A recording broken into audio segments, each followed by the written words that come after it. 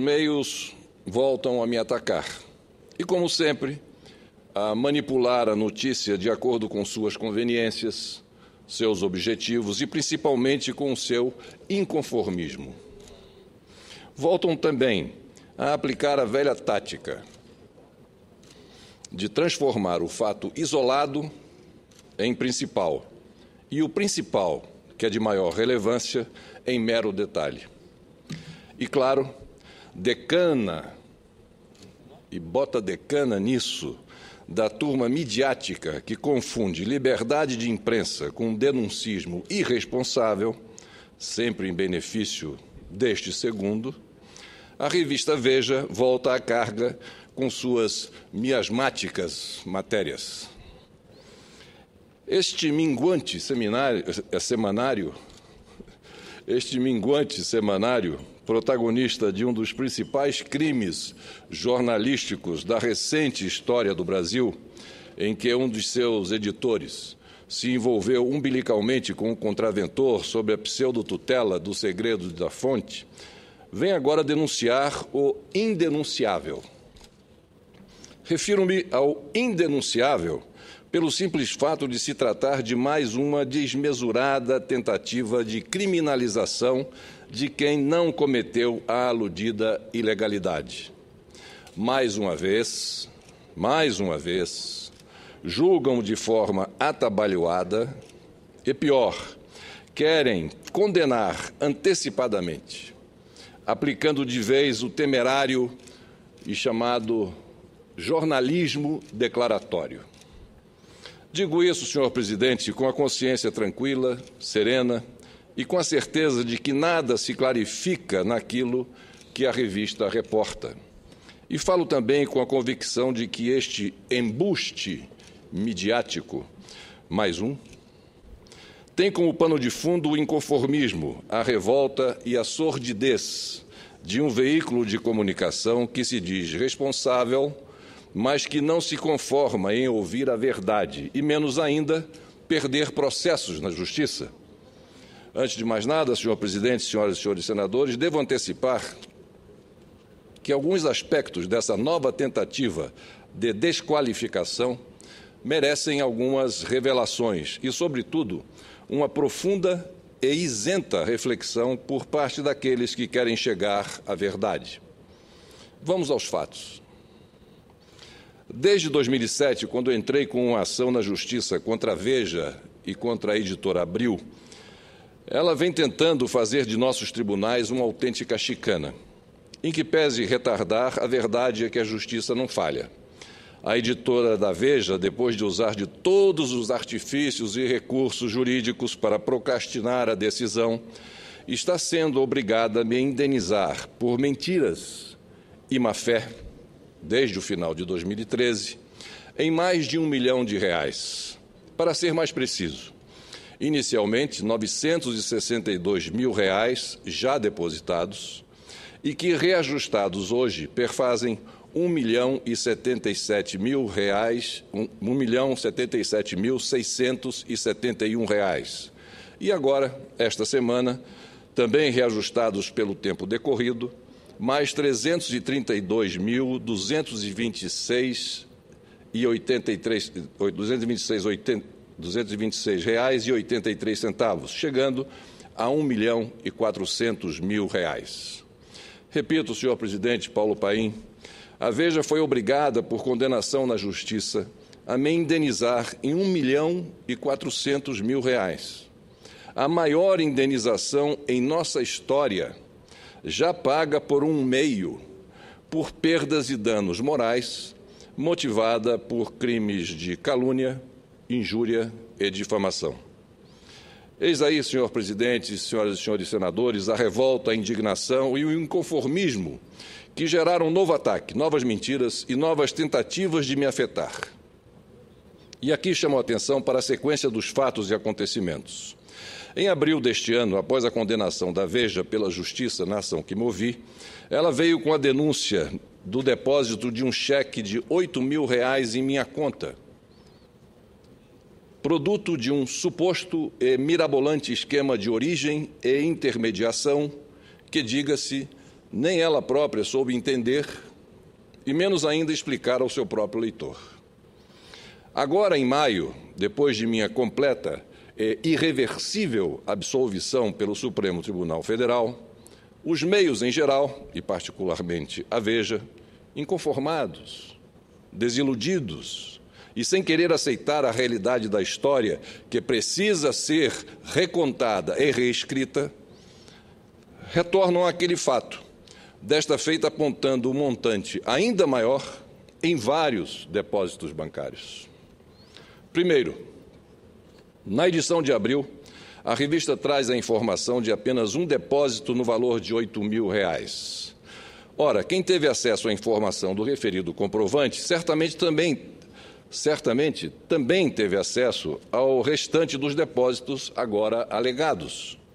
O que se questiona é: por que divulgaram àquela altura tão somente a informação de um único depósito, se todos os comprovantes foram certamente encontrados juntos? Como pode, numa história de suposto interesse jornalístico, reportar o fato de forma incompleta? Qual foi, afinal, a intenção de omitir as demais informações que agora eles mesmos apresentam? Convenhamos, senhor presidente, que é inimaginável que uma fonte jornalística não prestasse por completo tal informação. É óbvio que a opção de reter parte daquilo a que se teve acesso foi da própria revista, e aqui cabe perguntar: por quê? Por quê? Qual o motivo de informar determinados fatos aos poucos ou por partes? Qual o motivo? A resposta fica à reflexão e ao critério da consciência de cada um. Segundo, por que na primeira reportagem, a da edição de abril, a revista alegou que se tratava de repasse feito por um banco, expressão usada pela revista, clandestino, banco clandestino, e por intermédio de um ex-diretor da Petrobras, sendo que agora não confirma nada disso e nem sequer justifica ou faz referência àquelas intermediações?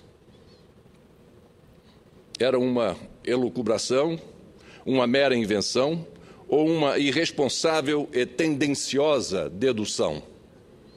Ou será que agora há uma nova versão que procura novamente omitir? Por que a mudança de postura, de argumentação? A resposta, do mesmo modo, fica à reflexão e ao critério da consciência de cada um. Terceiro, se somente agora, dia 22 de maio, o juiz da 13ª Vara Federal de Curitiba, Dr. Sérgio Fernando Moro, informou oficialmente sobre os depósitos ao ministro do Supremo Tribunal Federal, Dr. Teori Zavascki, pergunto: a quem coube, então, o vazamento em abril da primeira informação acerca do depósito de R$ 8.000 que levou a Veja a publicar aquela matéria? O acesso à informação se deu dentro da lei? E, novamente, por que o seletivo vazamento se deu parcialmente, de forma incompleta? A quem interessava vazar e, mais ainda, reter outras informações? Novamente, a resposta fica à reflexão e ao critério da consciência de cada um. Quarto, desde a primeira reportagem da Veja, ficou clara a intenção da tentativa de vincular meu nome à chamada Operação Lava Jato da Polícia Federal. É isso que eles querem. É isso que eles estão loucos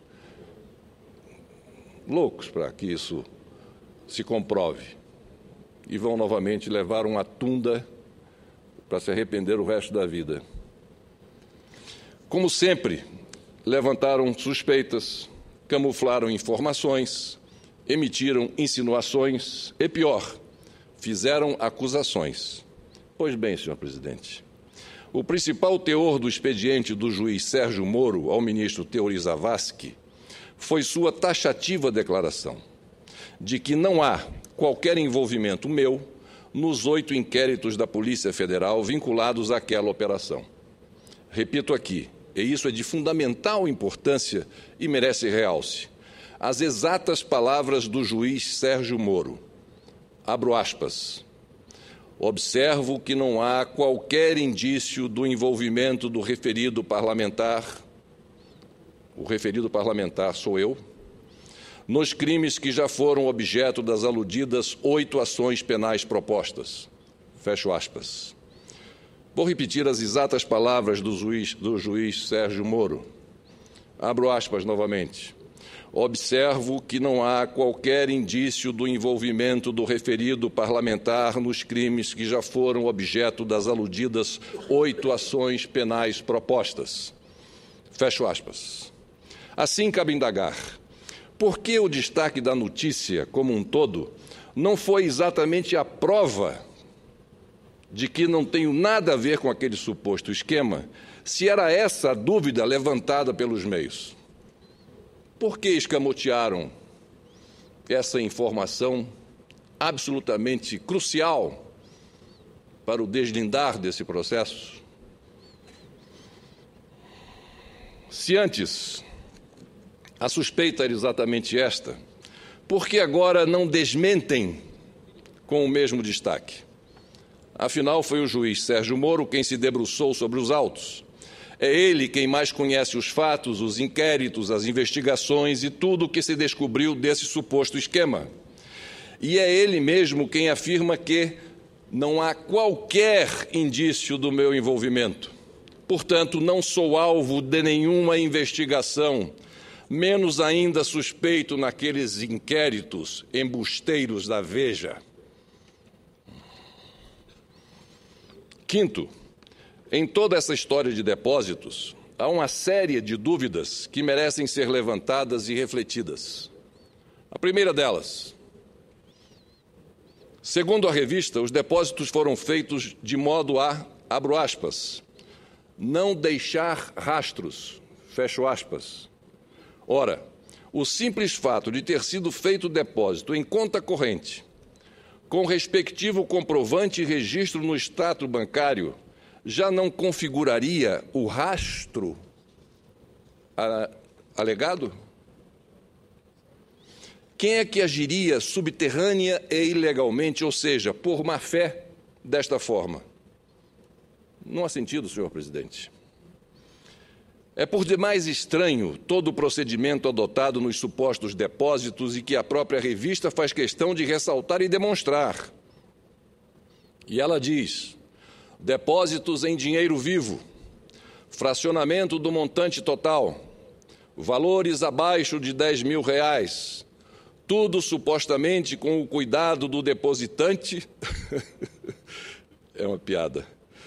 Com o cuidado desculpe, senhor presidente, com o cuidado do depositante para não chamar a atenção das autoridades. E mais, pelos facsímiles da própria matéria, percebe-se que cada um dos depósitos foi feito em agências distintas e todos no mesmo dia 3 de maio. Quanto cuidado, senhor presidente. Mas a troco de quê? Ora, a partir do momento que se retira um comprovante com data, agência, valor depositado e que permite identificar o destinatário, na prática, nada disso teria sentido. O tal rastro a que se refere esse hebdomadário já estaria configurado. É tão aviltante e exagerada a esquipática manobra aludida pela revista que pode gerar desconfiança pelo lado inverso, ou seja, que a intenção teria sido exatamente a de deixar provas, mas com contornos de precauções para dar mais autenticidade ao ato ilegal. E, neste caso, de quem seria o interesse nisso? Quem de fato efetuou os depósitos, se não há qualquer identificação do depositário, a não ser do local onde foram encontrados os comprovantes, segundo a Polícia Federal? 3. Por fim, alguns meios divulgaram depósitos nos meses de fevereiro, março e maio, outros no período de 2 a 5 de maio, que aqui inclui até um final de semana, dias 4 e 5, enquanto a Veja mostra datas apenas no dia 3 de maio. De certo, há nítidos conflitos de informação das próprias notícias, o que denota que não houve a devida apuração dos meios ou simplesmente não há veracidade nos atos reportados. O fato, senhor presidente, é que tudo precisa ser bem esclarecido, no seu devido tempo e no seu devido lugar. Por isso, estou providenciando uma consulta oficial à Polícia Federal, ao juiz Sérgio Moro, da 13ª Vara Federal em Curitiba, e ao ministro Teori Zavascki, do Supremo Tribunal Federal, no sentido de ter acesso aos documentos e a todas as informações que me dizem respeito, a começar pela exata descrição de como, por quem e em que condições foram achados e vazados os ditos comprovantes. Somente de posse de dados mais concretos, poderei, ainda com maior detalhamento, falar desta tribuna. Afinal, não convém, de forma prematura, alimentar uma contenda contra um veículo cujo objetivo é tão somente me acusar, me julgar, me denegrir e tentar me condenar junto à opinião pública. Não é de hoje, inclusive, que venho chamando a atenção para esse verdadeiro factoide que se diz uma revista séria. O seu modus operandi já é tão conhecido que só causa espécie aos incautos. A mim, por mais que tentem demonstrar imparcialidade e direito a explicações, sequer me dou ao trabalho de atendê-los, pois a arena que eles entendem é a dos tribunais. Por fim, devo esclarecer, senhor presidente, que quanto ao principal personagem alvo da investigação, o senhor Alberto Youssef, posso afirmar de forma categórico, que não o conheço e jamais mantive com ele qualquer relacionamento de ordem pessoal ou política. O mesmo afirmo em relação ao senhor Paulo Roberto Costa, ex-diretor da Petrobras. Quanto ao senhor Pedro Paulo Leone Ramos, conheço-o. Foi ministro da Secretaria de Assuntos Estratégicos quando exercia a presidência da República. Mantenho com ele e a família há mais de 30 anos relação de amizade e respeito. Era o que tinha a dizer, por enquanto, senhor presidente Paulo Paim, senhoras e senhores senadores. Muito obrigado.